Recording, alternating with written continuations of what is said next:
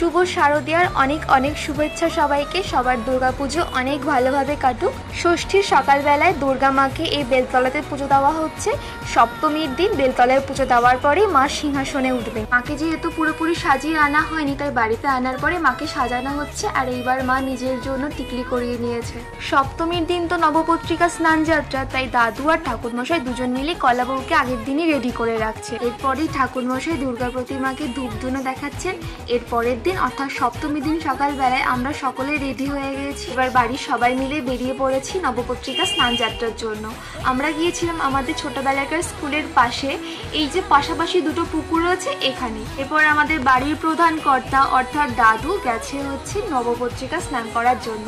এই যে দুজনেই ডুব দিয়ে এবার ভালো করে স্নান করে নিয়ে কলা বউকে বাড়ি আনলো। তারপরে আমার মা আর দুই কাকি তিনজনে মিলে কলা বউকে শাড়ি পরিয়ে দিল। আর এখানে সপ্তমীর বাটা সাজানো হচ্ছে।